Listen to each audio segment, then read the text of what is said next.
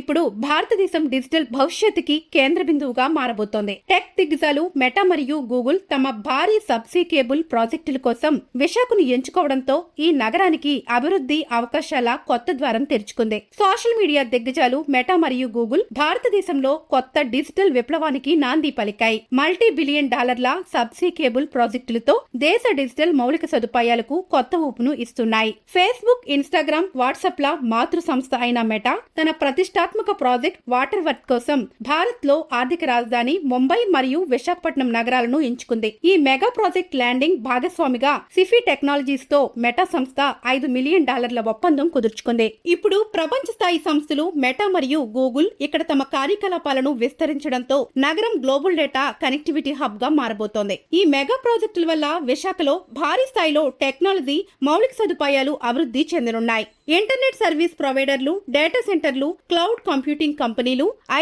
IT రంగాల సంస్థలు ఇక్కడకు రావడానికి ఆసక్తి చూపనున్నాయి. దాంతో వేలాది ఉద్యోగాలు, కొత్త స్టార్టప్ అవకాశాలు, స్థానిక యువతకు స్కిల్ డెవలప్మెంట్ అవకాశాలు లభించనున్నాయి.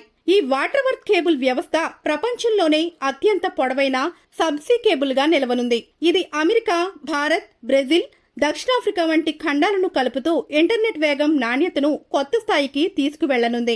నిపుణుల అంచనా ప్రకారం రాబోయే 5 నుంచి 10 ఏళ్లలో ఈ ప్రాజెక్టులో దాదాపు $10 బిలియన్ పెట్టుబడి వచ్చే అవకాశం ఉంది. గూగుల్ కూడా తన $400 million blue Raman subsea cable ను భారత్ లో ల్యాండ్ చేయడానికి సిఫీ టెక్నాలజీస్ తోనే భాగస్వామ్యం కుదుర్చుకుంది.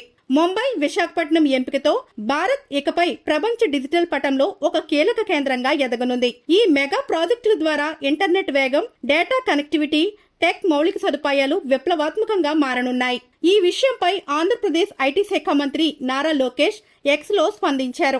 ముందుగా గూగుల్, ఇప్పుడు మెటా, ఇది విశాఖపట్నం టెక్నాలజీ భవిష్యత్తుకు ఒక గొప్ప ముందడుగు. ఈ రోజు ఎకనామిక్ టైమ్స్ లో చూసి ఎంతో ఆనందంగా ఉంది.